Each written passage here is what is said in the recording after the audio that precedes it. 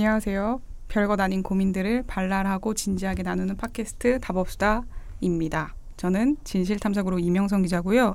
네, 저는 경향신문의 이혜인 기자입니다. 네, 반갑습니다. 반갑습니다. 오늘은 맥주 안 먹었죠? 아, 오늘이요? 네. 그 맥주 마신 거가 네. 그 되게 지난번에 들어보니까 예쁘게 편집이 잘 된 거예요. 아, 저 중간에 막 약간 화장실 갔다 오고 이상한 말도 많이 했는데 그거를 맞아. 제가 굳이 요청 전에 PD님이 편집을 먼저 해주셨더라고요. 오, 그래서 맞아, 되게 그랬네요. 생각해보니까. 역시 센스 있으셔. 아니 그때 되게 황당했던 거는 그냥 급하게 와서 합시다 괜찮아요 합시다 해놓고 갑자기 화장실 가겠다. 맞아, 화장실 간다고 끊고. 아, 그랬었는데 편집됐구나. 되게 정신적으로 저에게 좀 힘든 날이었어요. 그 주간에 이제 좀 지금도 뭐 제정신은 아닌데 근데 그때 한 2주쯤 몰아쳐서 되게 여튼 스트레스를 많이 받고 그랬었는데.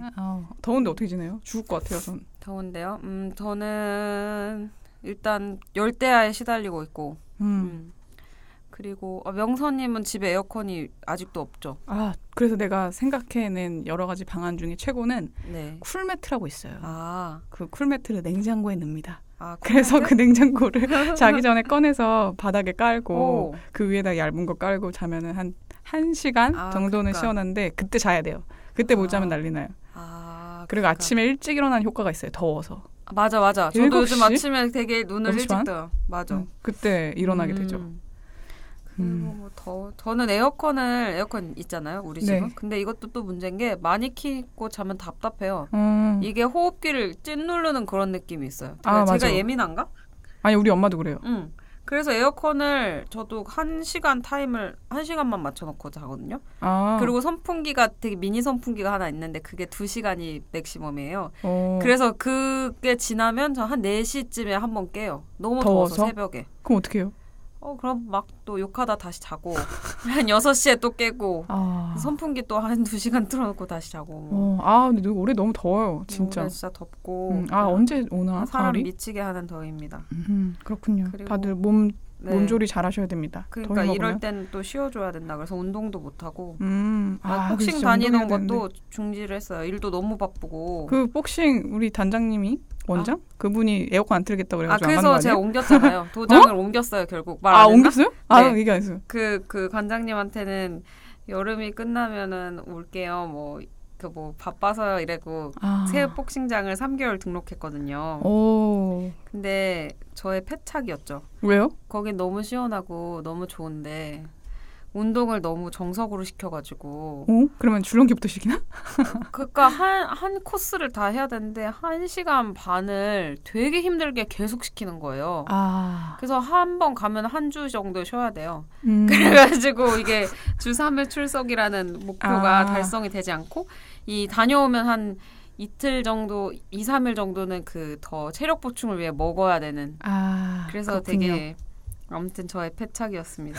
꼼수 부리다 당했죠. 나도 진짜 운동해야 되는데 진짜 몸이 영 아니에요. 버티컬 마우스도 사고 막 별별 집에 도구들이 다 있는데 이 자세 교정을 하기 위해 저주파 무슨 마사지기도 사고 이 팔이 말을 안 들어가지고 할매처럼. 아무튼 근데 더워서 막 일하기는 싫고. 맞아. 아무튼 그렇게 지내고 있습니다. 그 그 와중에 제가 재밌는 기사를 봐서 그쵸. 우리가 답업수다답게 이번에는 조금 상담의 틀을 유지하면서 화제 내용으로 한번 얘기를 나눠보자. 그때 우리가 하고 싶은 거를 네. 조금씩 껴서 해보자. 왜냐하면 우리가 이제 관심 있으면 청취자들도 관심 있을 것이란 또 그런 생각에. 우리는 다 같이 비슷한 종자들이니까. 네, 그냥 얘기하는 거죠. 네, 그래서 그 와중에 재밌는 게 공관병이었어요. 저는 이 단어를 처음 들었어요. 이번 사건으로. 아니, 전 좀 언니는 공대였는데 별로 못 들었어요? 공관병은 처음 들었어요. 저는 남자들 친구들 군대 갔다 온 얘기 듣는 거 엄청 좋아하거든요. 나도 좋아하는데. 그렇죠. 그게 뭐 군대 자랑이라고 생각하면 듣기 싫을 수도 있는데 일단은 뭐 제가 모르는 미지의 세계고 맞아 나랑 그리고 저와 친한 사람이 그냥 20대 때 되게 중요한 경험으로 겪은 건데 이게 흥미로우면 또 욕먹으려나? 근데 이제 이 사람에 대해 알고 싶으니까 군대라는 곳에서 이 사람 어떻게 지냈는지를 듣고 싶은 거죠. 약간 그런 심리에서 저도 열심히 듣는데 공관병으로 뭐 그런 거 있잖아요. 장군 아들 과외하다 왔다 뭐 이런 얘기 되게 많이 듣잖아요.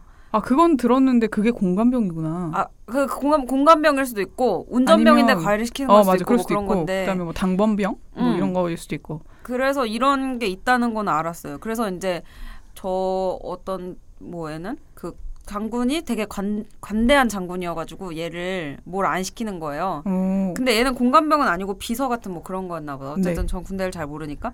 그래서 이제 작은 방에서 항상 걔는 하루 종일 귀를 기울이면서 정자세로 의자에 앉아서 장군이 이제 자기를 뭘 시킬까 대기를 하는 거예요. 장군이든 뭐든 아무튼 전 계급을 모르니까 높은 그 계급의 군인이 그래서 되게 조용히 부른대요.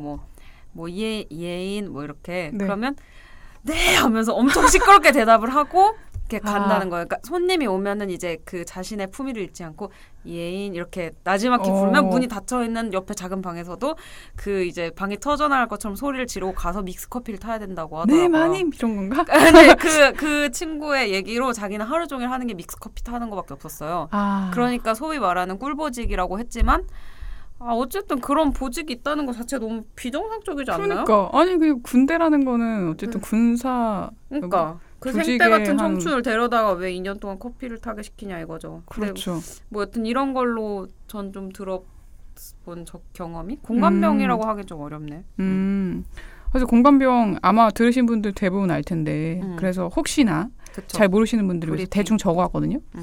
그 박찬주 제2작전사령부 그 대장 부부가 갑질을 좀 많이 한 거죠. 그래서 그 병사 일부가 군 인권센터를 통해서 제보를 했고 그게 공개되면서 지금 난리가 났는데 별일을 다 시켰죠. 뭐 물도우라고 한 건 뭐 별거 아니고 더한 거는 뭐 바닥에 떨어진 손발톱 각질을 치워라. 그거 진짜 너무 그런 것도 있고. 너무 더티해. 그다음에 뭐 아들 속옷 빨래 시키고 그것도 심지어 휴가 나온. 그러니까 자기 아들도 군인인데 어떻게 이럴 수가 있지? 자기 아들이 늦게 들어오면 뭐 야식 차리라고 하지 않았댔어요?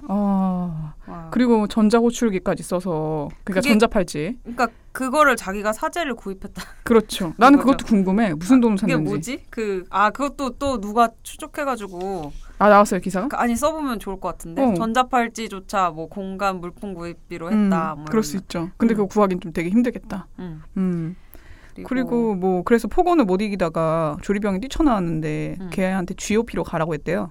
근데 GOP가 더 편하다고 그렇게 증언한 거예요. 얼마나 힘들었으면. 그 과일 냉장고 열 때 그것도 봤어요? 맞아요. 과일 냉장고 그 열 때 있는데 전 좀 제일 아무튼 우픈 게 과일 냉장고에 있는 과일이 썩으면 공관병들이 혼났지만 그 과일을 먹게 하는 거는 좌시하지 않았다.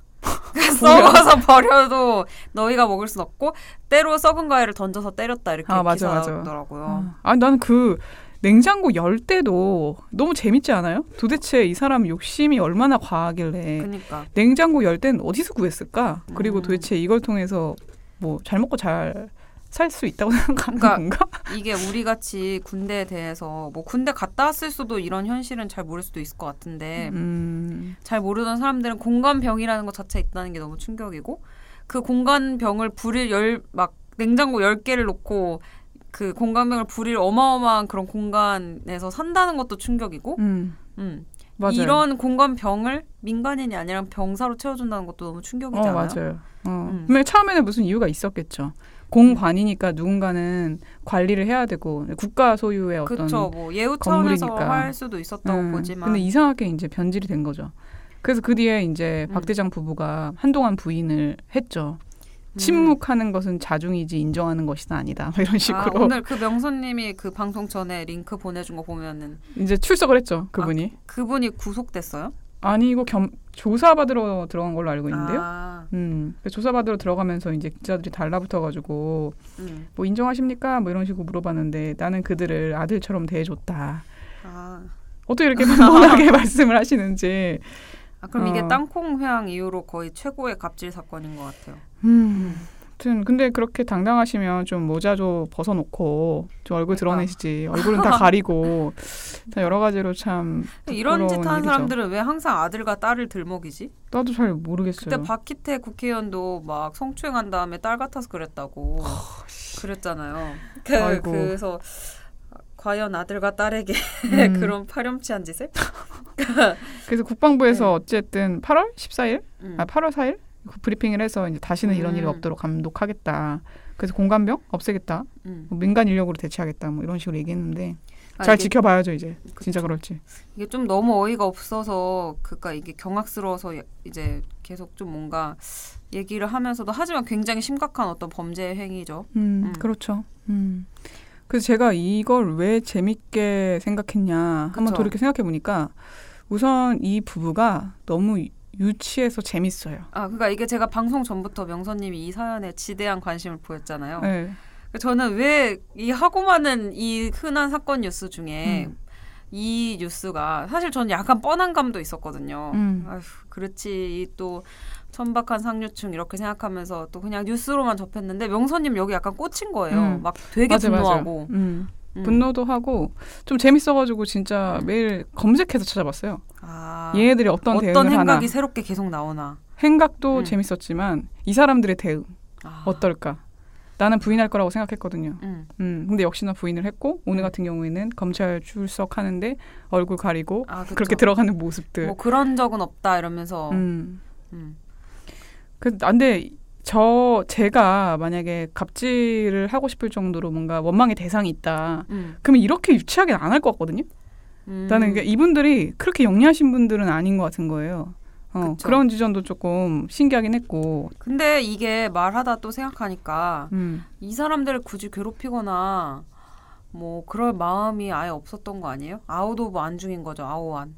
그러니까 얘네는 굳이 괴롭힐 가치도 없고 그냥 나의 어떤 도구 뭐 이렇게 생각을 하니까 비인간적으로 그냥 뭐 대하는 거고 사실 지금도 죄책감도 없을 것 같은데. 맞아. 죄책감은 확실히 없을 것 같아요. 이런 마음일 것 같은데. 맞아요. 뒤에 가서 얘기할 건데 분명히 없을 거예요. 그래서 명선님은 그런 어떤 심리적인 것이 좀 꽂힌 게 있다는 그렇죠. 거죠. 이분의 심리, 이 두 부부에 대해서 좀 알고 싶다. 재밌는 사람들이다. 내가 그때 또 정말 그만 얘기하고 싶은데 그 수습 얘기. 나는 그 수습에 딱 기억하는 아주 한 명의 선배가 있는데 지금도 좋아하진 않지만 그 사람의 심리를 되게 재밌게 생각하거든요. 왜 이렇게 과잉 롤 플레잉을 했을까 나한테. 수습 얘기하면은 할 게 많죠. 근데 그렇죠. 그때는 우리 모두가 롤 플레잉을 하지 않습니까? 지금 생각해보면 좀 이해가 안 돼요. 그러니까 사실 그 사수라든가 아니면 상관이 제일 멋있을 때는 실력으로 그다음에 자기 범위 안에서 할 수 있는 최선을 되게 젠틀하게 했을 때 웬만한 사람 다 알아듣거든요. 그래서 저 사람 진짜 배울만하다 이렇게 좀 존경의 의미도 존경의 마음도 갖긴 하는데 그게 깨진 거잖아요. 완전히. 그리고 상대방이 그걸 무시할 거란 생각을 못하나? 이것도 좀 재밌기도 하고. 여태 그거를 겪어본 적이 없나? 그 선배가 되게 그때 군대식으로 했던 그런 포인트들인 거죠. 그렇죠. 진짜 그만 얘기하고 싶어요. 진짜 수습 얘기를. 그래도 좀 더 자세히 얘기해 주시면. 그때 나한테 얘기했던 것 중에 하나가 제가 울었어요. 결국에. 근데 울면서 그게 분노의 눈물 아니에요? 짜증 나는 거죠. 그러니까 분노죠. 분노랑 짜증. 내가 그렇게 그래 네가 원하는 대로 맞춰주겠다는 식으로 울었는데 또 왜 울어? 지금 울고 싶은 뭐 그런 울고 싶은가 보지? 뭐 이런 식으로 되게 비아냥거렸어. 내 감정에 대해서. 그러니까 그런 거 보면서 그거 뭔지 알아요. 되게 이게 나도 사회에 나와서 충격과 공포의 그거였는데 누가 울잖아요. 네. 근데 이거 군대에서도 그럴 것 같은데 그 눈물조차 나약함으로 여기면서 그 계도의 대상이라 생각해가지고 그 앞에서 냉정하면서 우는 걸 혼내잖아요. 그 좀 약간 맞아, 그런 거 맞아, 아닌가? 맞아. 선생님들이 애들 울면은 뭐 참으라 그러고. 맞아. 감정을 드러내지 않는 게 마치 내 맘인데. 프로페셔널한 내 눈물인데. 그러니까 자꾸 이게 수습 얘기를 하게 되네요. 근데 뭐 갑질 진짜 생각하면 엄청 많죠. 그래서 이 심리적인 흥미랑 어떤 갑질을 하는 사람의 그런 그러니까 결국 그게 하나도 뭐 쿨하거나 뭐 굉장히 어떤 뭐 위압적이지가 않은데 명선이 입장에서 봤을 때는 전혀 난 솔직히 안 그렇거든요. 짜치는데 뭐 이렇게 생각하는데 근데 되게 막 그런 초장에 잡아야 돼 이러면서 막 갑질하고 이런 거 자체 좀 우습다는 거죠. 되게 사람이 우스워 보여요. 근데 이제 이렇게 공직에 있는 사람들이 이렇게 우스운 행동을 했다는 게 한순간에 와르르 하는 게 약간 권선징악 같아서 시원한 것도 있고. 맞아. 그런 게 저를 좀 자극했던 것 같고요. 제 관심을. 그렇습니다. 근데 원래 갑질이란 거는 말하면서 생각이 든 건데 원래 유치한 것 같아요. 사람 질력나게 만들고 너무 유치해서 막 상대하게 소름 끼치게 싫고 이런 게 갑질 아닐까요? 근데 내가 갑이 돼본 적이 없어. 갑이요? 된 적이 있어요? 지금 생각해보면 내가 뭐 돈 있는 것도 아니고 뭘 갑은 근데 상대적인 거니까 예를 들어 커피숍에 가서 우리가 나쁜 짓을 하면 그냥 갑질을 할 수 있는 거잖아요. 그러네. 전화 교환원이라든가 이런 분들한테도 그럴 수 있는 거. 근데 나는 진짜 오히려 이렇게 전화 교환원들한테 이렇게 막 안 좋은 소리 하고 이런 분들의 뉴스가 나오잖아요. 그러면 오히려 나는 안 그러려고 되게 과하게 노력해요. 네, 수고 많으십니다. 이런 얘기를 굳이 해요. 저는. 그러니까 이게 양식 있는 사람들만 신문을 읽고 그런 사람들은 또 신문에 있는 걸 새겨 듣고 착한 사람들은 계속 반성하고 그 나쁜 사람들은 뭐가 잘못인지도 알지 못하고 이런 구조라니까요. 그래서 이분들에 대해서 내가 좀 심리적으로 생각을 해봤어요. 우리가 전에 급하게 만나가지고 기획회의를 하려고 만난 건 아닌데 갑자기 이거에 대해서 폭풍으로 우리가 토론을 했었잖아요. 맞아. 그때 이제 얘기한 것 중에 하나가 우월감이랑 그 열등감은 얼굴이 다른 거다라고 하더라고요. 똑같은 존재인데. 근데 그 자기가 우월함을 드러내는 것 자체가 열등하기 때문인 거죠. 사실 자존감이 좀 있고 자기의 존재에서 만족을 하게 되면은 그렇게까지 막 갑질하지는 않지 않아요? 이것도 내가 뭐 증거는 없지만 그냥 주변을 봤을 때 어느 정도 준비가 된 사람들 같은 경우에는 마음이 좀 여유로워 보이기도 하고 뭔가 지적을 할 때 조심스럽고 이런 태도를 봤었는데 이렇게 좀 갑질하시는 분들 보면은 좀 많이 아쉬워 보여요. 그래서 열폭, 이 사람의 경우 열폭이라 뭐 이런 거죠. 열폭. 최근에 당해보진 않았지만 되게 불쌍하다 생각할 것 같아요. 만약에 뭐 이렇게 술자리에서 누가 이렇게 막 화를 나한테 낸다. 이유도 없이 막 너 왜 나 쳐다봤어? 막 이런 식으로. 그런 거 보면 예전에는 버럭하겠는데 지금은 네 죄송합니다 이러고 넘길 것 같아요. 네? 전 요즘 같은 때 더 싸우고 싶을 것 같은데. 그래요? 아니 또 나를 여자라고 젊은 여자라고 만만히 보고 그래서 이런 사람은 내가 홍군형을 내줘야 된다 이러면서 근데 그러다 맞을 수도 있다고 저 남편이 좀 그러지 말라고 하는데 여튼 그죠 위험해. 그런 사람들 모르거든요. 맞아요. 잘못하고 있는 걸. 저 이번 사례에서 열폭도 있지만 이게 제가 최근에 비밀의 숲 되게 열심히 보는데 보고 있어요? 봤댔죠? 아니요. 1화 너무 조금 재밌더라고요. 그렇다면서요. 그 작가도 막 신인인데 좀 그 미스테리한 자기 정체를 안 밝히고 필명을 쓰던데요. 맞아. 그것도 읽은 것 같아요. 근데 이제 아무튼 되게 인상적인 장면이 있었는데 그러니까 결국 저는 또 항상 시스템 문제라고 생각을 하는데 그 핵심부터 얘기하자면 그 누구도 그 여자분한테 그러니까 부인한테 이게 잘못이라고 알려주지 않았고 남편도 병사들을 그렇게 똑같이 했으니까 도구처럼 대하기 때문에 맞아. 그 사람은 이미 그 공간에 입성했을 때 병사는 도구거든요. 그 사람한테 그런 생각이 들었는데 그 비밀의 숲에서 이제 그 민간인을 그 고문해가지고 그런 내용이 그러니까 형사들이 막 때리는 장면이 나와요. 그러니까 되게 악한 검사가 자기가 이제 책임질 테니까 얘가 범인 맞다 하면서 그 수사 같이 하는 그 형사들한테 너네가 얘 때려서 불게 해라. 내가 그 반드시 책임진다. 근데 이제 그래서 이제 경찰이 그걸 믿고 막 때려요. 그래서 막 등 이런 데 멍이 드는데 배두나가 이제 그거를 폭로하려고 막 이제 조승우한테 얘기를 하는 게 있어요. 누군데요? 배두나가 같은 팀의 경찰인데 이제 자기는 거기서 소외돼 있었고 그래서 그걸 인지하고서 이제 폭로하고 싶어서 조승우한테 가요. 근데 조승우가 근데 너 그거 폭로를 안 하는 대가로 얘를 지금 구속을 2주만 하고 풀어주기로 했다. 근데 대신 네가 이제 이걸 폭로하면 이 사건을 조사한다고 하면서 한 달이고 몇 달이고 더 길어질 수도 있다. 얘 수감돼 있는 게. 그래서 아무튼 내가 딜을 잘 했으니 그냥 너 가만히 있고 얘 풀어주는데 협조해라. 그러니까 모두에게 윈윈이다. 피해자도 동의했다. 뭐 이러면서. 근데 배두나가 막 울면서 자긴 얘기해야겠다고 막 그러면서 뭐라고 하냐면 얼마나 많은 이런 사람들이 있었을 거냐. 근데 그거를 누구도 자기처럼 얘기하지 않았기 때문에 반복됐다. 이 선량한 자신의 동료 경찰들처럼 아주 상식적이고 선량한 사람들이 그냥 넘어갔다는 거예요. 이게 되는 행동인 줄 알고. 그래서 이제 자기가 폭로를 해야 된다. 그 얘기를 얘기네요. 하더라고요. 그래서 또 느낀 게 군대라는 게 굉장한 담합 집단이잖아요. 그렇죠. 아무리 막 못된 일을 당해도 절대 나가서 얘기하지 않고 나간 순간 있고 그걸 문제제기한 사람 바보가 되는데 안에서는 문제제기할 수 없고 나가서 하면 여건 너 끝났는데 미친 거 아니냐 이런 맞아. 그래서 이제 그런 아주 수십 년 그 조선반도로 치면 수백 년의 이 헬조선의 관행이 이 그냥 병산 도구구나. 도구니까 맘대로 해도 돼. 이렇게 이게 딱 쌓였던 거죠. 내가 또 이걸 너무 재밌어 하니까 남자친구한테 물어봤어요. 너는 군대를 갔다 왔으니 이걸 나에게 대해서 자세히 설명하라. 이 공감병에 대해서. 근데 이제 자기도 당한 게 좀 있어요. 나한테 수년간 얘기한. 근데 그렇게 당황해하지 않는 거예요. 그쵸. 그거요. 그거. 너무 당황해하지 않는 거예요. 내가 그거? 뭐 이런 느낌. 야, 그거 무슨 대수롭지 않은 좀 심했네? 뭐 이런 느낌이잖아요. 그렇죠. 그거를 지적한 거네. 비밀의 숲에서. 그러니까 그거를 계속 방관하다 보면 사람들이 무뎌지고 그다음에 그런 배두나한테 말을 했다는 거는 그런 식의 위기 모면이 엄청나게 많았다는 뜻일 수도 있는 거잖아요. 그렇죠. 그래서 나는 이걸 보면서 그러니까 비슷한 얘기인데 예전에 어떤 여대생들이 남해 어디 놀러 가서 뭐 보트를 할아버지가 운영하는 보트를 탔는데 거기서 막 성추행 나고 결국 살해를 하지 않았나요? 맞아요. 그것이 알고 싶다 나왔었어요. 그런 것처럼 어떤 자기 공간에 있으면 자기가 왕이라고 생각하는 그런 마인드도 있는 것 같고. 그렇죠. 뭐 되게 이제 좀 사람 심리가 그런 건가? 되게 연약해요. 사람이란 존재 자체가. 그러니까 이게 사실은 이 부인의 문제기도 한데 저는 그러니까 수십 년에 넘게 이런 관행들을 묵인해줘 온 게 폐쇄적이어서 또 더욱이나. 그러니까. 막 그랬다면서요. 교회를 같이 가자 그랬는데 이제 그러니까. 내가 교회 가 있는 동안 뭐 휴대폰 쓸 수도 있고 뭐 이런 식으로 애를 완벽하게 통제하려고 했다면서요. 오늘 그 초코파이 전도 기사 봤어요? 너무 봤어요. 웃기던데 그게 뭐지?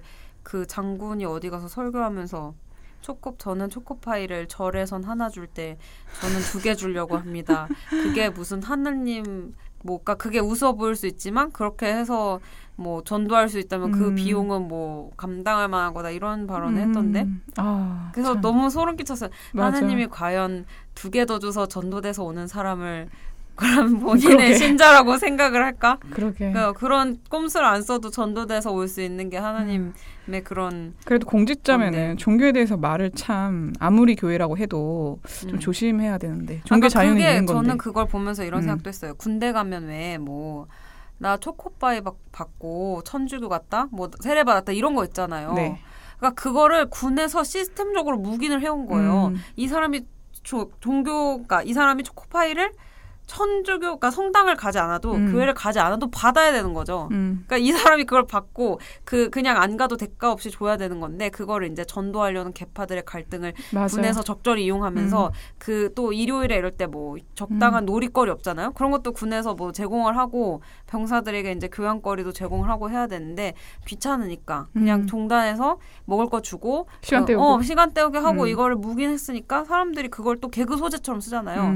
전 그것도 너무 어이가 없는 거예요. 종교가 제사 깎아먹게 하는 내가 우리 천주교가 더 많은 물품을 뿌리고 행사를 많이 해서 또 우리 천주교 전도를 더 많이 시켰네. 이거 얼마나 우스운 겁니까? 그래, 맞아요. 그게 없어도 가가지고 세례를 받아야지. 아주 나중에 사람들은 웃을 거예요. 그러니까. 먹을 거로 병사들을 유혹해서 그러니까. 시간 그러니까. 근데 이게 군대를 저 안 갔다 와도 나도 말은 할 수 우리는. 있죠. 하지만 안 갔다 와도 할 수 있는 상식적인 문제 제기. 나는 또 이 기사를 보면서 느낀 거는 그러니까 결국에 을이 있으니까 갑이 있는 거잖아요. 근데 우리는 계속 갑을 이런 식으로 연쇄적으로 고리로 연결돼 있잖아요. 그러니까 분명히 이 대장 부부도 을의 입장을 당했으니까 이런 걸 하는 게 아닌가라는 생각도 들고 그다음에 우리는 늘 을의 입장 그리고 좀 뭔가 따라야 되는 입장에 너무 많이 놓이게 되는 것 같아요. 맞아. 그러니까 나는 그게 절대적인 게 교육이라고 생각하거든요. 만만하니까 교육 얘기하자면 사실 너무 경쟁에 시달리다 보니까 어느 자리에 올랐을 때 자기가 그래도 된다고 착각할 수도 있을 것 같아요. 그러니까 이게 그거에 대한 계급으로 나누는 거.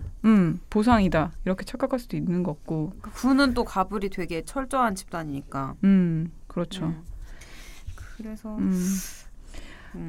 그리고 명선님이 찾아온 흥미로운 연구 결과 또 맞아 또 연구 결과를 또 찾아봤죠. 또 구글에서 저는 이런 분들을 보면 그러니까 뭐 예를 들어 이제 조금 위험하지만 홍준표 전 대표로 예시를 들면은 참 공감 능력이 조금 결여되신 게 아닌가라는 생각이 좀 들거든요. 그쵸. 그 돼지 발정제라든가 이런 발언을 할 때 좀 여성에 대한 감수성도 좀 많이 낮은 것 같고 젠더 감수성. 근데 이런 갑 위치에 놓이신 분들이 공감 능력이 결여돼 있다는 연구 결과가 있더라고요. 선천적으로 조금 떨어진다고요? 그 위치에 있다 보면은 그렇게 된다. 퇴행한다고요? 네. 공감 능력이? 그거를 좀 밝힌 데가 있어요. 여러 군데에서. 그래서 캐나다, 모시기 대학, 월프레드 로리에 대학이라는 연구진이 이제 밝힌 건데 그 권력이 뇌의 거울 뉴런의 작동을 마비시킨다. 이렇게 밝힌 거예요. 근데 거울 뉴런이 뭐냐? 그러니까 미러링이죠. 나쁘게 말하면. 그 다른 사람의 몸짓을 보거나 말을 들을 때 그 사람과 똑같은 느낌을 받게 되는 걸 말한대요. 그러니까 예를 들어 우리가 영화를 볼 때 누가 물에 잠겨요. 그럼 나도 숨을 안 쉬게 되는 거 혹시 경험해 봤어요? 안 그래요? 그쵸. 이혜인 기자 안 그래요? 그래서 그런 거 싫어해요. 그 스릴러 영화 같은 데서 막 그 소우 같은 거 그런 거 보면은 자꾸 제가 막 내일 그 일을 당하게 된다면 이런 생각 계속 해가지고 나는 누가 물에 잠기고 잠수를 하면 내가 숨을 안 쉬어요. 영화 볼 때. 맞아 그죠. 숨 멈추게 되는 그런 거. 그런 걸 말하는 거거든요. 거울 뉴런이. 근데 이제 연구진이 실험 참가자들한테 한 그룹은 너가 명령하는 사람이 되었을 때의 경험을 써라. 그렇게 얘기했고 다른 그룹한테는 네가 남에게 의존했던 경험을 써라 이렇게 한 거예요. 그래서 둘을 데리고 이제 누군가 공을 꽉 쥐고 있는 영상을 보여줬는데 뇌를 측정해 보니까 을의 기억을 떠올렸던 사람들의 거울 뉴런이 활성화되더라. 그런 거죠. 공감 능력이 뛰어나진 거죠. 자기가 당했던 것을 다시 한번 리프레시하면서 어떤 그런 영향이 있나 봐요. 신기하네. 그래서 갑질을 계속하면 그게 마비가 되나 봐요. 그래서. 그런가 봐요. 나는 이것도 이제 점점점 나이가 드니까 뭐 앞으로 아이를 낳게 되면 어떻게 키워야 되나 이런 상상을 좀 하거든요. 근데 이제 내 아이한테는 되게 다양한 경험을 하게 해주고 싶은데 실패의 경험이라든가 뭐 당한다거나 엎어지거나 이런 경험이 좀 많았으면 좋겠어요. 한 15세 이전까지는 좀 어쨌든 데미지는 없으니까 크게 자기가 심리적으로만 힘들지만 않으면 실패 좀 많이 해보고 친구들한테 좀 맞아도 보고 그런 거 있잖아요. 여러 가지 경험을 많이 하면 나중에 자기가 어떤 직업군에 있더라도 사람들하고 잘 어울리고 그러지 않을까? 그런 생각이 좀 많이 하거든요. 실패가 되게 중요해요. 네. 이거 보다 보니까 생각난다. 군대에서 계속 막 10수년 동안 계속 그런 군의 훈련을 받으면 이런 그 공감 능력뿐만 아니라 어떤 이게 단편화될 수 있다는 생각도 들거든요. 최근에 그 무한도전에서 진짜 사나이 편 한 거 봤어요? 봤어요. 근데 거기서 저 박명수가 너무 좋은 게 그래서 옛날부터 이게 우리 사회 곳곳에 군대 문화가 들어있잖아요. 왜 우리도 옛날에 막 수련회 가고. 그러니까 생각해보면 진짜 말도 안 돼. 근데 그게 레퍼토리가 진짜 너무 지겹지도 않은 게 저도 이제 헬조선이란 말이 식상한데 왜 이 불반도는 몇십 년 동안 몇천 몇백 개 같은 집단에서 똑같은 레퍼토리로 사람을 교육합니까? 진짜 수습 때도 되게 비슷한 그런 경험들이 있는데 뭐 박명수한테 막 일단 한계를 넘어야 된다라는 걸 이렇게 가정해서 이제 막 질문을 던지잖아요. 그 일종의 갑의 그 역할에 있는 상급자가 뭐 할 수 있습니까? 이러면 다들 네 하잖아요. 그러면 맞아. 뭐 지치지 않습니까? 옆에 있는 동료들 보입니까? 네 이러고 어떻게 오늘 훈련은 어제보다 더 힘든데 가능합니까? 이런 거 막 물어보잖아요. 이런 식의 레퍼토리. 그러니까 결과적으로 이건 극한인데 너 할 수 있냐? 해야만 해. 동료와 함께 버틸 수 있냐? 그리고 그다음 맨 마지막으로 나오는 거 그런 거.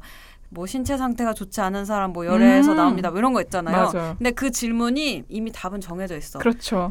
근데 박명수가 거기서 못할 것 같습니다. 막 이러잖아요. 되게 자주 했죠, 정말. 네, 그래서 너무 속이 시원한 거예요. 그건 그랬어요. 맞아. 근데 그게 원래 못할 것 같으면 못할 것 같다고 해야지.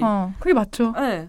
그래서 그걸 보고 밑에 사람들 커뮤니티에 댓글 단 게 진짜 군대에 저 말도 안 되는 것 때문에 그게 병력으로 나타나진 않지만 몸이 반불구돼서 나오는 사람들이 많다. 제대했을 때. 그러니까 달리기 같은 것도 너무 이제 자기 한계를 넘어섰을 때 그게 어떤 한계를 살짝 넘어서고 충분한 휴식이 있으면 단련인 거잖아요. 근데 너무 한계를 넘어서게 하는 거예요. 맞아. 그래가지고 막 근육 같은 데나 어깨 이런 데가 잘못돼서 나오는 경우가 있다가 진짜 비만 오면 쑤신다거나 그런 경우들이 되게 많대요. 군대 나오면. 맞아. 그렇게 신체도 망가지고 이 머리도 망가지잖아요. 그러니까 정신적으로 누가 뭐 시키면 회사에서 예 과장님 그럼요 할 수 있습니다 이렇게 될 수 있는 거잖아요. 그 군대 정신에 너무 쪄들어 있으면 이게 좀 되게 악영향이죠. 조직에 다 스며든다는 게 그런 맞아요. 게. 근데 진짜 통쾌한 지점이 많았어요. 예를 들어 전투가 어딘지 모르겠는데요. 그래서 보는 나도 당황하게 만드는. 그러니까 군대에서는 단아까를 써야 돼 이렇게 알고 있는 나도 당황할 정도로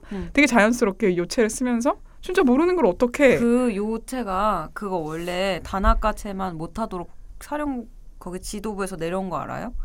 그 몇 년 전인가부터 그 군 수뇌부에서 그것도 누가 댓글을 달아놨는데 네. 저 지겨운 단학가채 몇 년 전부터 단학가채 통일하지 않고 요 쓸 수 있게 하라고 사령부에서 뭐 권장하라고 그 내려왔대요. 근데 왜 안 써요? 그러니까 그거 단학가채 안 쓰는 걸로 뭐라 하는 걸로 그렇게 그거를 이제 뭐라 하면은 안 된다 이런 얘기가 있는데 그냥 아래에서는 단학가를 계속 쓰라 그런대요. 아 뭐지? 셀프 충성인가? 아니 그게 편해서 그럴 수도 있겠다. 귀찮은 거죠. 뭔가 절도 있어 뭔가 보이니까. 이렇게 요를 들으면 기분이 나쁜 건가? 이게 자기를 무시한다고 생각하는 건가? 저도 수습 때 요를 써서 혼난 적이 있어요. 나도요. 나는 심지어 욕을 들었어요. 근데 더 웃긴 거는 누구는 또 단학가채를 쓰면 혼냈어요. 야 여기 군대냐? 단학가채 쓰지 마. 그러니까 이게 사람들도 매뉴얼이 없어서 그래. 그래서 진짜 수습 매뉴얼이 없었죠 거의.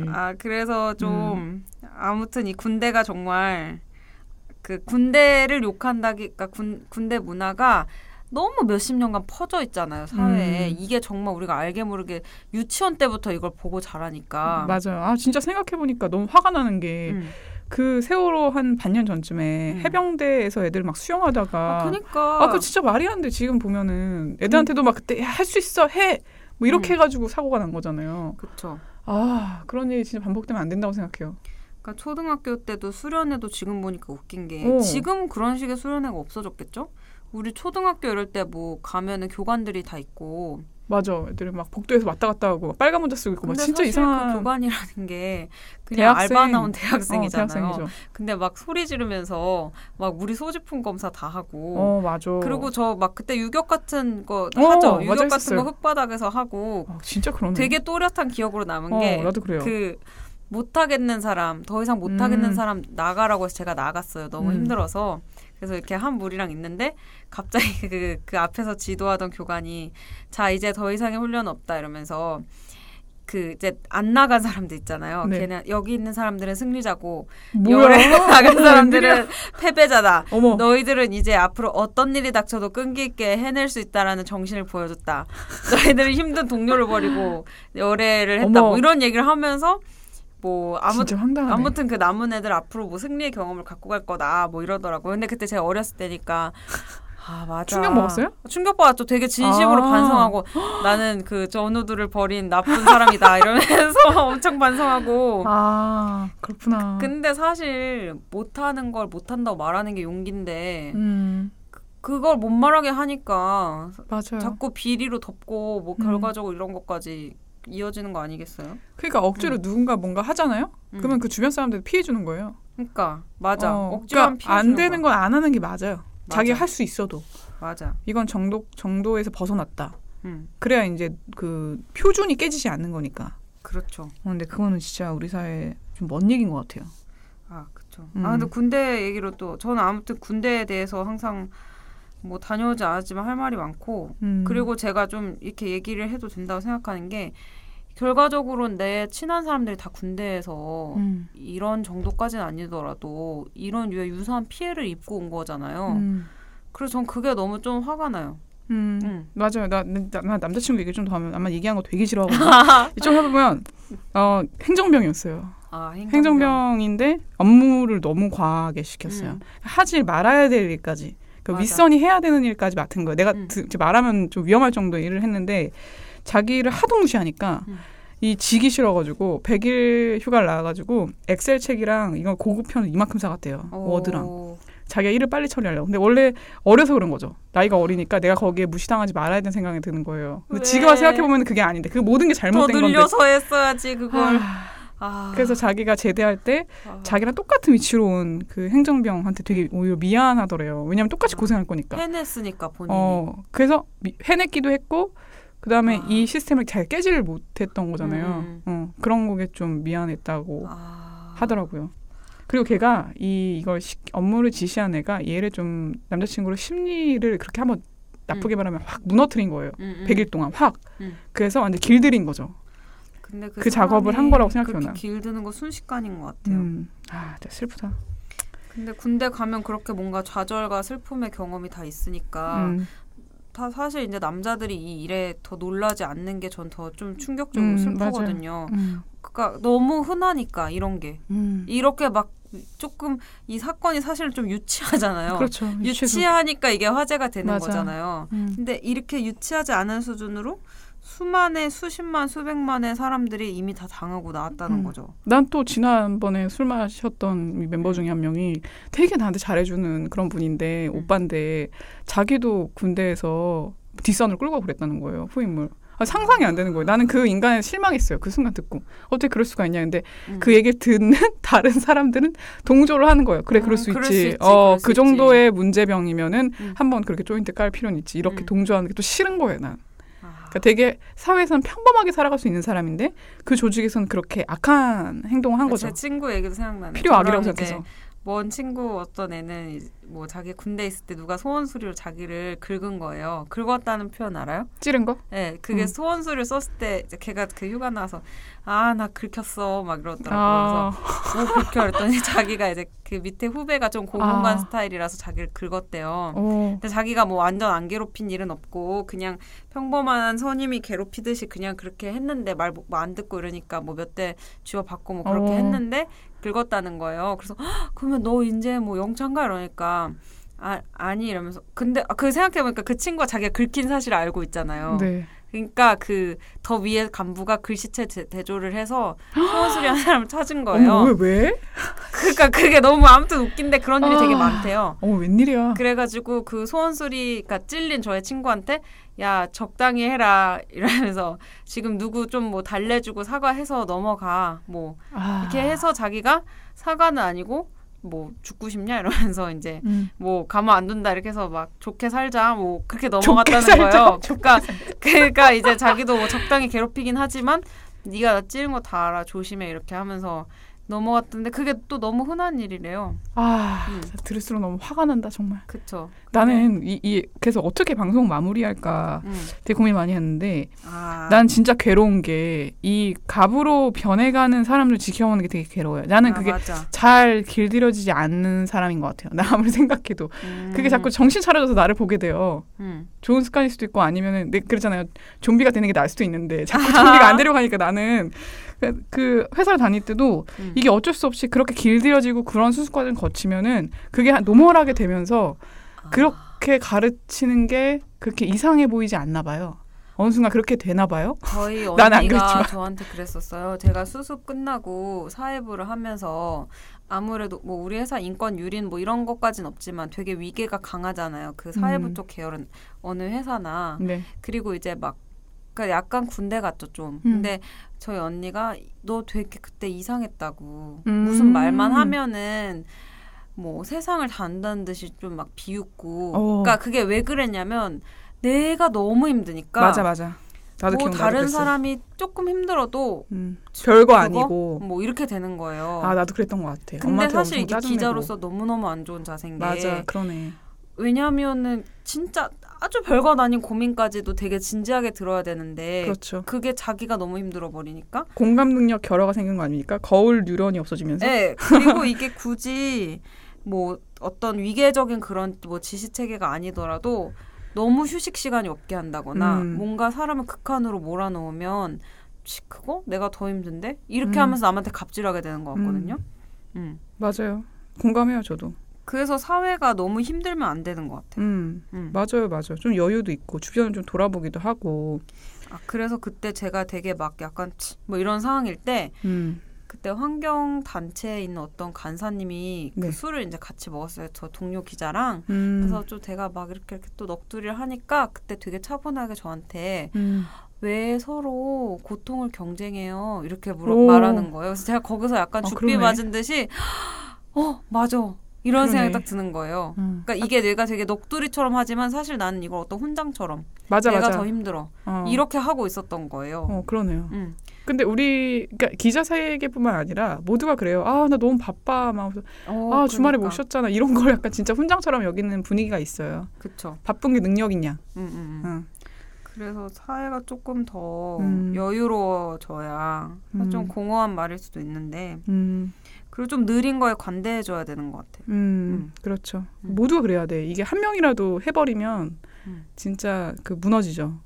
약속이. 그래서 오늘 공감병 얘기로 별별 예시까지 다 들어서 한번 털어봤네요. 근데 그 사모님은 진짜 왜 그랬을까요? 나도 몰라요. 내가 근데 진짜 끝까지 모를 거야. 자기가 뭘 잘못했는지. 그 사모님이요? 아 근데 저도 진짜 끝까지 모를 것 같아요. 너무 답답해. 그러니까 아마 잘못을 했다고 말해도 그거는 일종의 그냥 주변의 시선이라든가 이 위기를 넘기자 이런 차원에서 얘기하는 게 아닐까. 그 사모님을 진심으로 반성할 수 있게 하는 사람은 딱 한 명일 것 같아요. 누구요? 그 사모님이 다니는 교회 목사님. 아. 그래야지 좀 들을 것 같은데요. 이 사모님은 좀 그나마 이제 교회엔 열심히 나가시고 거기선 회개를 하시니까 이건 성경 말씀과 다릅니다 라고 얘기하면 그나마 회개하실 수도 있을 것 같은데 근데 그전엔 꿈쩍도 안 할 것 같아요. 그게 분리되는 것도 좀 신기하네요. 성경 말씀이 나올 거 아니에요. 그러니까 성경 말씀은 약자를 보호하라고 했잖아요. 정말 이해할 수가 없네. 그러니까 그래서 그렇군요. 갑질 사실 저도 제가 갑의 입장에 조금이라도 익숙해지려고 하면 항상 그게 제일 무서운데 걱정 마요. 내 옆에 싸대기 때릴 테니까. 싸대기요? 정신 차려. 항상 정신 차려. 갑질하기 때문에 그래서 집에서 사실 을의 탈을 쓴 갑이기 때문에. 그래요? 그렇죠. 오늘도 너무 재밌게 잘 네, 얘기했어요. 오늘, 근데 심리는 결국 파악하지 못했네요. 그러네. 그냥 재밌는 사람으로. 네, 재밌는 사람. 그렇습니다. 좀 불쌍하네요. 반성할 기회를 그런 어떤 자기 자신에 대한 성찰 능력이 떨어진 채로 계속 살아오고 엄청난 10명이 아니라 거쳐간 사람들 다 당했을 거 아니에요. 그렇죠. 상당히 불쌍해요. 많을 거예요. 이 자리에 오르기 전에도 쭉 있었을 거예요. 공감병이 아니더라도. 그래서 저는 군인권센터 여기가 최근에 이런 거를 엄청 터뜨리잖아요. 네. 진짜 너무 소중한 단체인 것 같아요. 여기서도 정말 많은 제보를 받지만 뭔가 사이즈가 나올 때만 터뜨리는 걸 거 아니에요. 그러니까 너무 그게 슬퍼. 그 얘기 들었는데 그때 우리 잠깐 회의했을 때 그러지 않았나요? 군인권센터가 병사들한테 핸드폰 그 얘기. 핸드폰 지급하라고 그렇게. 그러니까 사람들이 군인권센터나 군개혁 하는 사람들이 그냥 사병들한테 핸드폰 지급하면 다 끝나는 문제다 이거는. 그렇죠. 자기 엄마한테 일를 거 아니에요 전화하면서. 맞아. 엄마 가만히 있겠어? 그러면 군인권센터가 아니라 전국에 수십만의 인권센터가 뭐야? 난리 나죠. 내 자식을 이렇게 되는 건데. 안 보낸다부터 시작해가지고 국방부 위신이 또 흔들리고. 근데 또 웃긴 게 간부들은 다 들고 다니잖아요. 핸드폰을. 근데 자기들은 무슨 자격으로 그렇게? 사병들은 누설한다는 거야 뭐야? 그러게. 그래서 이제 미국도 미국 군사 병사들 일반병도 다 들고 다니잖아요. 근데 이제 우리는 사병한테 안 주고 그리고 사병이 뭐 핸드폰 없다고 외부로 연락 못 하나요? 그게 사이버 컴퓨터 하는 데서 다 메일로 보내고 할 수도 있는 건데. 그렇죠. 네. 나도 거기 안에 있는 애랑 막 페이스북 메신저하고 그랬는데. 그러니까 페이스북으로 노출시키면 금방 바로 노출인데. 그러니까 그냥 관리하기 힘드니까 그런 거예요. 자기들 사진 찍어서 막 내보내고 이럴까 봐 그런 건가? 아니 그러면 사진 기능 안 되는 걸로 하면 되잖아. 투지 돌리고. 그러니까 실시간 소원 수리가 무서운 거죠. 자기들이 다 통제해야 되는데. 너무 국방부에서 전화 올라나? 근데 뭐 우리 방송에 있는지도 모르겠지만. 그렇군요. 오늘 진짜 얘기가 재밌었습니다. 네, 우리는 비방용으로 많은 얘기를 또 했지만 오늘은 이 정도로. 또 한 주간 또 재밌는 이슈가 있는지 저희가 또 찾아보고 또 중간중간 재밌는 사연들이 들어오면 그 사연을 위주로. 사연을 제 메일로 보내주시면 제가 성심성의껏 상담합니다. 완전 팔이 안으로 굽은 상태에서. 그럼요. 늘 기다리고 있어요. 네, 기다리고 있습니다. 그럼 또 다음 주에 즐겁고 밝은 목소리로 다들 더위 조심하시고요. 네. 그럼 다음 주에 봐요.